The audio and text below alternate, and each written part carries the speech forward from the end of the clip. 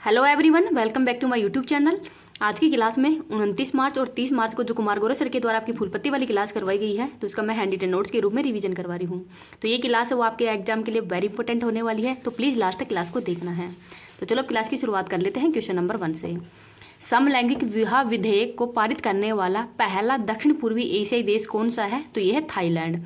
तो जो समलैंगिक विवाह विधेयक है इसको पारित करने वाला पहला देश बन गया है। थाईलैंड के प्रधानमंत्री कौन है वर्तमान में? तो श्रेथा थाविसिन, ये वर्तमान में यहाँ के प्रधानमंत्री हैं। और यहाँ की संसद का जो लोअर हाउस है, यहाँ पर जो विवाह समानता विधेयक है इसको मंजूरी मिल गई है। उद्देश्य क्या है इसका? तो समान जो लैंगिक विवाह है ये यहाँ पर अवैध माना जाएगा, मेल मेल और फीमेल फीमेल, तो इनको विवाहित जोड़ा है वो माना जाएगा।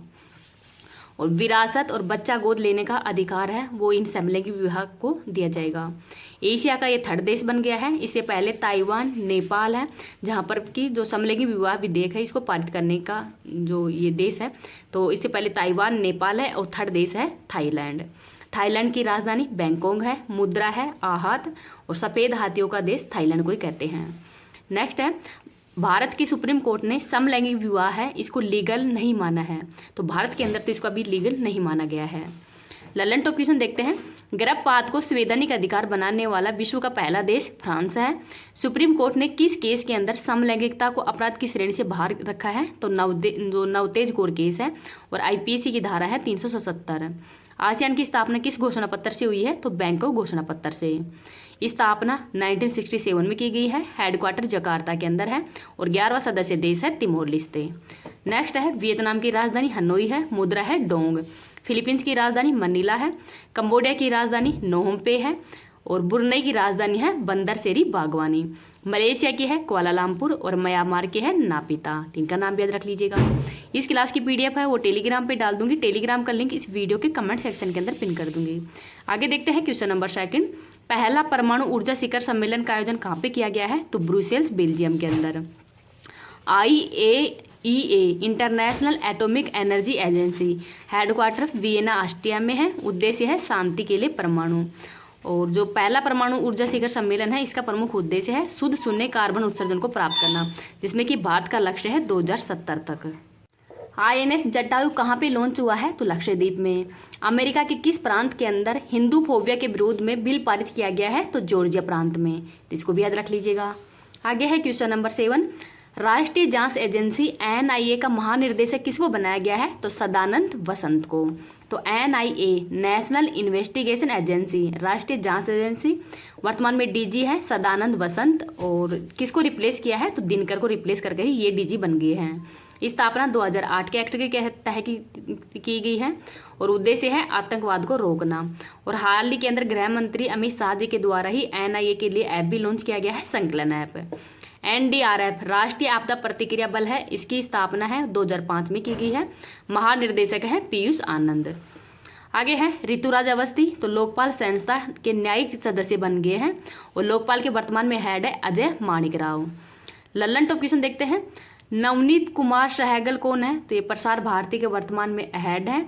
अनिल लाहौटी ये TRAI के हेड है। किशोर मकवाना NCSC के हेड है।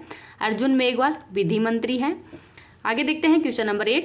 अंतर्राष्ट्रीय श्रम संगठन की भारत रोजगार रिपोर्ट 2024 के अनुसार ही भारत में कितने % शिक्षित बेरोजगार हैं? तो 65.7%। तो भारत रोजगार रिपोर्ट जारी की गई है अंतर्राष्ट्रीय श्रम संगठन के द्वारा। तो अंतर्राष्ट्रीय श्रम संगठन इसकी स्थापना 1919 में, हेडक्वार्टर जिनेवा स्विट्जरलैंड के अंदर है।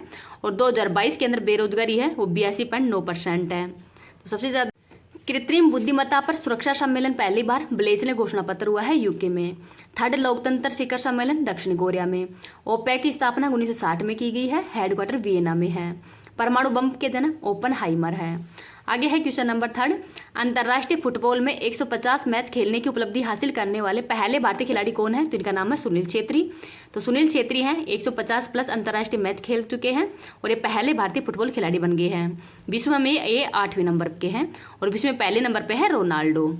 लल्लन टॉप क्वेश्चन देखते हैं। संतोष ट्रॉफी का आयोजन अरुणाचल प्रदेश में। रोवर्स कप का संबंध फुटबॉल से है। भूटिया व लेप्चा जनजाति सिक्किम में है। पहले फीफा वर्ल्ड कप के विजेता उरुग्वे है। आगे है क्वेश्चन नंबर 4। फार्मास्यूटिकल कंपनी एक्यूस द्वारा ही लॉन्च पहला स्वदेशी हाइड्रोक्सी यूरिया ओरल सस्पेंस का संबंध किससे है? तो सिकल सेल से है।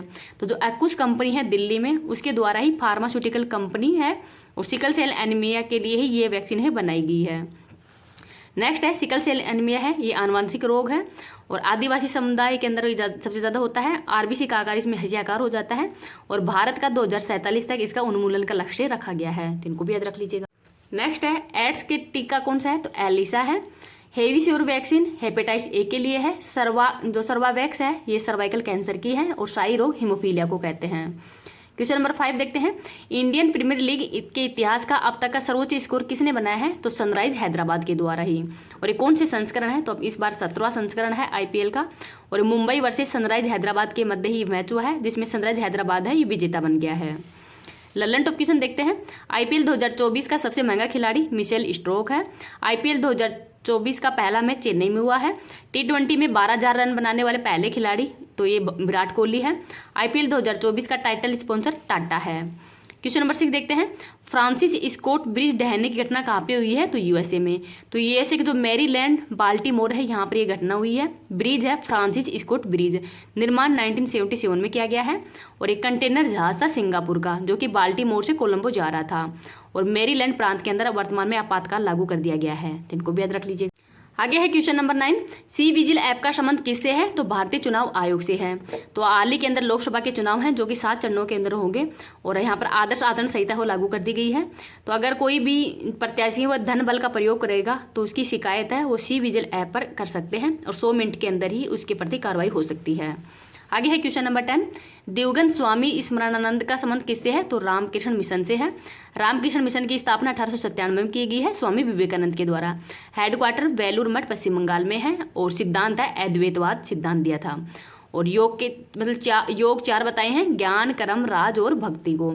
लल्लन टॉप क्वेश्चन देखते हैं, सत्यार्थ प्रकाश पुस्तक स्वामी दयानंद सरस्वती की है। संवाद गोप्ती पत्रिका राजाराम मोहन राय की है। प्रबुद्ध भारत पत्रिका स्वामी विवेकानंद की है।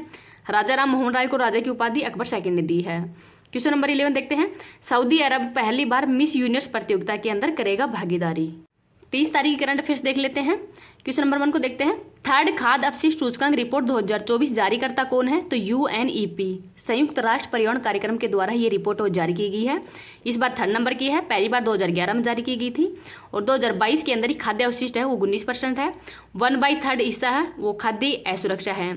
783 मिलियन लोग हैं वो भूखे रहते हैं।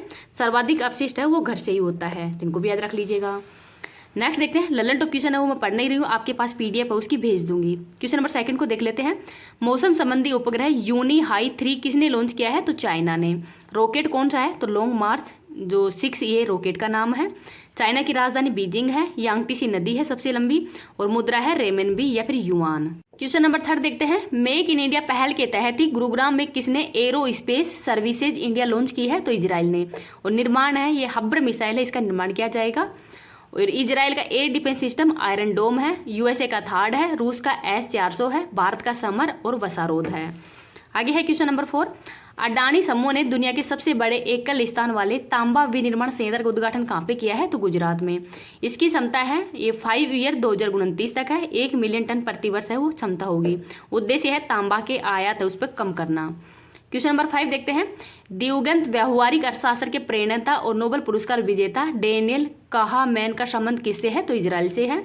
और डेनियल काहामैन है, इनका जन्म है तेल अवीव इजराइल के अंदर ही हुआ है और इनकी बुक का नाम है थिंकिंग फास्ट एंड स्लो। आगे है क्वेश्चन नंबर 6, दुनिया के पहले ओम के आकार के मंदिर का उद्घाटन कहाँ पे हुआ है? तो राजस्थान के पाली जिले के जाडन गांव के अंदर हुआ है। नागर शैली से संबंधित है। 2000 स्तंभ है। 135 फीट ऊंचाई है और गुरु माधवानंद समाधि मंदिर है यहाँ पर ही। क्वेश्चन नंबर 7 देखते हैं, अदानी पोर्ट्स ने ही 3,350 करोड़ रुपए में किस राज्य के गोपालपुर पोर्ट का अधिग्रहण किया है? तो उड़ीसा का है। अडानी समूह के अन्य पोर्ट देखते हैं, मुद्रा पोर्ट गुजरात में है। हाजीरा भी गुजरात में है। हाइपा इजराइल में है और धामरा है उड़ीसा। अंबानी और अडानी समूह ने पहली बार संयुक्त बिजली परियोजना ही मध्य प्रदेश में शुरू की है। क्वेश्चन नंबर 8 है, 900 वर्ष पुराने चालुक्य शिलालेख की खोज कहाँ पे हुई है? तो तेलंगाना के गंगापुर के अंदर ही हुई है। क्वेश्चन नंबर 9, संयुक्त राष्ट्र आपदा जोखिम न्यूनीकरण का सहायक महासचिव और विशेष प्रतिनिधि किसे नियुक्त किया गया है? तो कमल किशोर को। क्वेश्चन नंबर 10 देखते हैं, राजस्थान अपना स्थापना दिवस समारोह कब मनाता है? तो 30 मार्च को। राजस्थान के अंदर 19 रियासत थी और 3 ठिकाने और 1 केंद्र शासित प्रदेश था। इनका एकीकरण है वो 7 चरणों के अंदर हुआ था, तो इनको भी याद रख लीजिएगा। आज मैंने ललन टॉप क्वेश्चन है ये लास्ट के अंदर शामिल नहीं किए गए, इनको कभी वापस शामिल कर दूंगी। आज मेरे को थोड़ी जल्दी काम था, इस वजह से मैंने सारे क्वेश्चन वो शामिल नहीं किए गए हैं, उसके लिए सॉरी।